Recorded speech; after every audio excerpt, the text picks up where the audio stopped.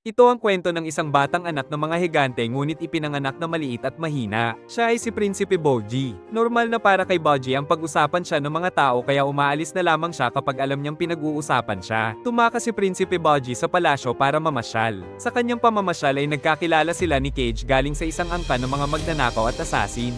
Doon ay nalaman ni Cage na hindi nakakapagsalita at nakakarinig si Prinsipe Boggy pero nababasa nito ang labi niya. Kinuha ni Cage ang damit ni Prinsipe Boggy at sinabing bumalik ulit ito bukas.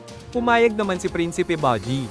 Ibigay mo sa akin ang suotang mong damit. Yan ang sabi ni Cage at sumang-ayon naman si Prinsipe Boggy na bumalik bukas para magbigay ulit ng mga damit. Naglalakad pa uwi ng walang damit si Prinsipe Boggy at pinagtitinginan siya ng mga tao. May batang sinusundan siya at pinagtatawanan ngunit hindi niya pinansin ang mga bata. Kinabukasan, naghihintay si Cage sa pagbabalik ni Prinsipe Boggy.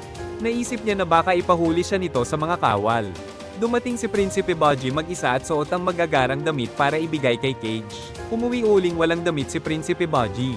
Hindi niya alam na sinusundan pala siya ni Cage.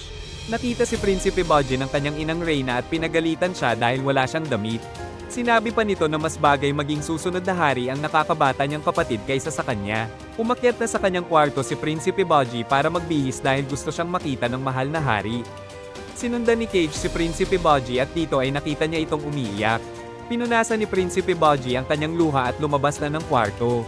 Lumabas na rin ng kwarto si Cage ngunit nakita siya ng isa sa mga kawal ng palasyo. Takot ang naramdaman ni Cage dahil hindi niya inaasahan na makikita siya. Pumasok na ng kwarto ng mahal na hari si Prinsipe Boggy. Dito ay makikitang nasa kama ang kanyang mahal na hari at may iniindang karamdaman.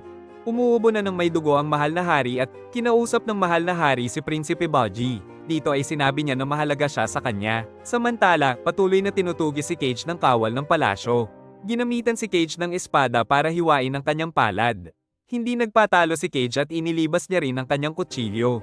Dito ay nakaganti si Cage at umalis para hanapin si Prinsipe Boggy. Boggy ay nag-eensayo ng pag-eespada kasama ang kanyang guro.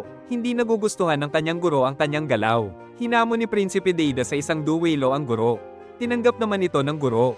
Nagulat ang guro sa galing ni Prinsipe Deida at dito ay nilabas niya rin ang kanyang tunay na galing. Masayang pinununood ni Prinsipe Boggy ang dalawa. Tinalo ng guro niya ang kanyang nakakabatang kapatid.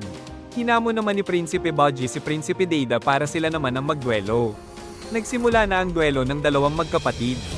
Dito ay makikitang si Prinsipe Deida ang mas magaling sa paghawak ng espada. Ngunit si Prinsipe Boggy naman ang mas magaling sa pag-ilag. At dahil sa galing sa pag-ilag ni Prinsipe Boggy, siya ang unang nakatama ng espada. Kinagulat ng mga tao ang pangyayari at lahat ay hindi makapaniwala. Nakita rin ni Cage ang mga pangyayari at siya ay tuwang-tuwa sa kanyang nakita. Ito ang simula ng istorya ni Prinsipe Boggy at ang ranking ng mga hari.